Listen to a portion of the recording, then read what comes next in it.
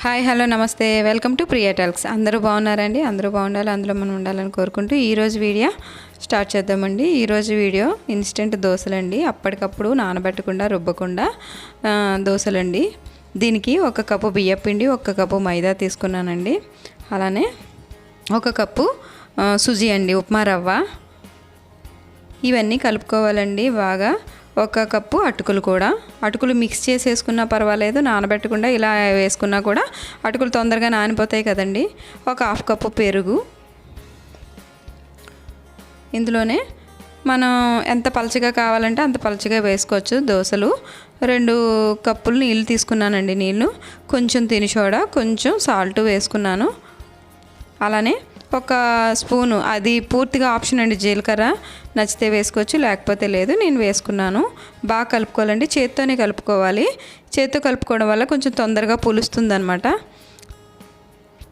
మనం ఉండలు అవి లేకుండా పిండి అంతా మైదా, అలానే బియ్యపిండి, మనం ఉప్మా నూక అవన్నీ వేసాం కదా, అవన్నీ బాగా అటుకులు కూడా తొందరగా నాని బాగా మిక్స్ అయ్యేలాగా బాగా కలుపుకొని 2 మినిట్స్ రెస్ట్ ఇవ్వాలండి, 5 మినిట్స్. ఈలోపు మనం చట్నీ తయారు చేసుకుంటున్నాం అండి.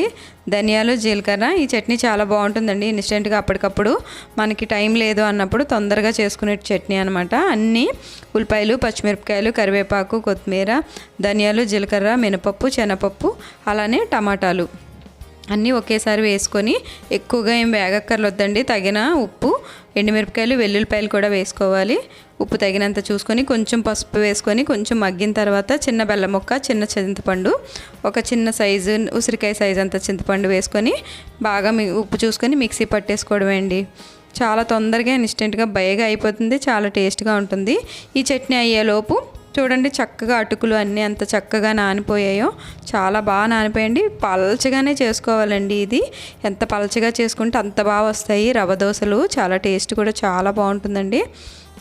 పెనం వేడైన తర్వాత కొంచెం ఆయిల్, కొంచెం వాటర్ వేసి జస్ట్ ఒకసారి బాగా తుడిచేసుకున్న తర్వాత ఇలా వేసుకుంటే దోశలు అనేవి బాగా వస్తాయండి, అంటుకోకుండా వస్తాయి అన్నమాట. పెనంకి పాన్కి అంటుకోవు.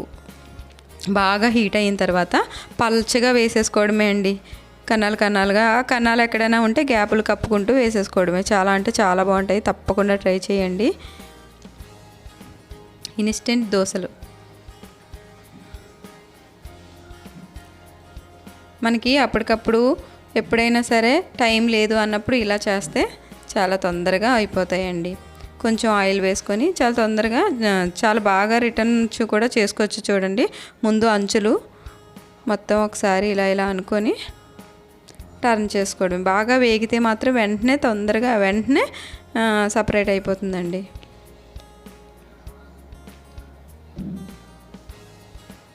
చూడండి ఎంత బాగా వచ్చిందో కలర్ఫుల్గా దోశ. టేస్ట్ కూడా అంతే బాగుంటుందండి, రవ్వ దోశలాగా మనకి టేస్ట్ వస్తుంది. ఇందులో కావాలంటే మనం చిన్న ముక్కలుగా కట్ చేసుకున్న ఆనియన్స్, అలానే క్యారెట్ వేసుకోవచ్చండి. మనకి కావాలంటే మసాలా దోశలా కూడా వేసుకోవచ్చు. నేను జీలకర్ర వేసాను కదా, ప్లెయిన్ దోశలాగే చేస్తున్నాను. చాలా బాగా వస్తాయండి.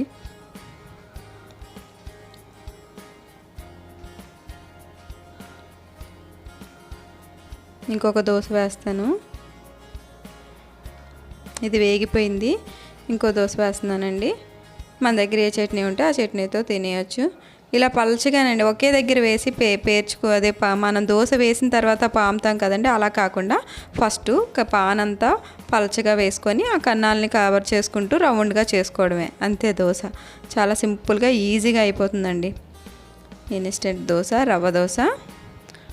పప్పు నానబెట్టాలి, రుబ్బాలి అవేం లేకుండా అప్పటికప్పుడు మన ఇంట్లో ఉన్న వాటితోనే ఈజీగా ఇలా చేసుకోవచ్చు. నా వీడియోస్ నచ్చితే తప్పకుండా లైక్ చేయండి, షేర్ చేయండి, కామెంట్ చేయండి. ఈ దోశ మాత్రం తప్పకుండా ట్రై చేయండి. కావాల్సినవి ఏంటంటే అన్ని కప్పు క్వాంటిటీ అండి. 1 కప్పుకి 1 బియ్యపిండి కప్పు, మైదా కప్పు, రవ్వ కప్పు, అలానే అటుకులు కప్పు, అలానే ఉప్పు, కొంచెం బేకింగ్ సాల్ట్. ఏ చట్నీ ఉంటే ఆ చట్నీతో తినేస్తే సూపర్గా ఉంటుందండి. థ్యాంక్ యూ, బాయ్, ఉంటానండి.